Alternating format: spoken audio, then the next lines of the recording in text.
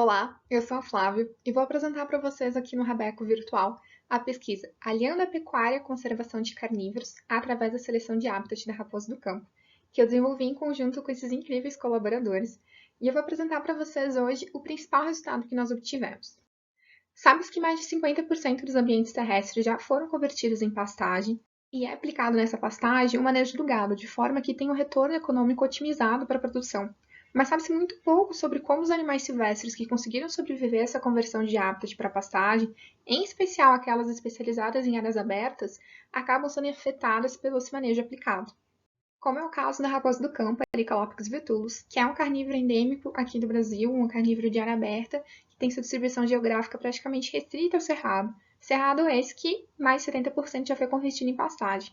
Ou seja, a raposa do campo tem praticamente só pastagem para sobreviver.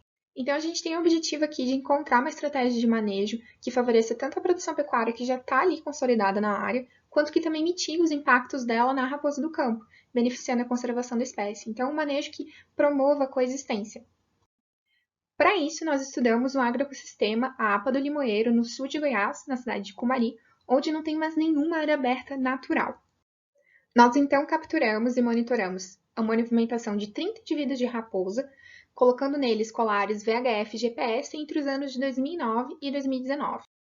Para a classificação do habitat da APA do Limoeiro, nós utilizamos a classificação geral do mapa biomas, mas também criamos uma classificação mais fina, exclusiva para a categoria do habitat pasto.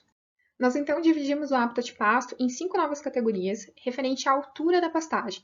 Isso foi tanto da literatura em relação ao manejo do gado, mas também em relação à anatomia e comportamento da raposa. Nós então, com esse pool de dados, aplicamos funções de seleção de recursos que modelam para nós quanto que tinha de disponível de cada habitat para o indivíduo utilizar e quanto que realmente o indivíduo utilizou. Então, trazendo o principal resultado para vocês, que foi sobre a seleção das raposas em relação às alturas de pasto que nós categorizamos. Aqui, rapidinho, no eixo Y tem a força de seleção que as raposas empregaram, e no eixo X, cada uma das categorias que nós analisamos. É possível observar que tem vários pontos acima da linha tracejada, que são os selecionados, e abaixo da linha tracejada são os evitados. E a gente acredita que essas seleções bem diferentes são de acordo com quanto que cada uma das alturas facilitou o movimento, forneceu de abrigo e também favoreceu o forrageio da espécie. Eu vou focar aqui nos que foram selecionados e eu trago primeiro, então, o pasto médio, que foi selecionado pelas raposas durante o período do dia.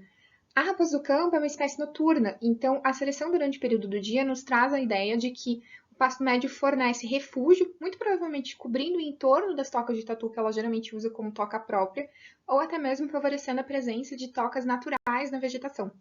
Sem dificultar tanto a movimentação dela como poderia ser, então, no pasto alto, até mesmo no pasto sujo.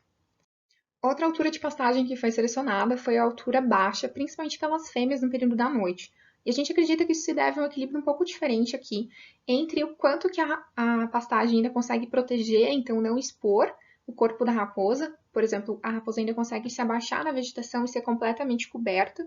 Mas como a vegetação é um pouquinho mais baixa, provavelmente a audição, que é muito importante para o forrageio dela, dos cupins, que é o principal item alimentar dessa espécie, acaba sendo um pouquinho favorecida.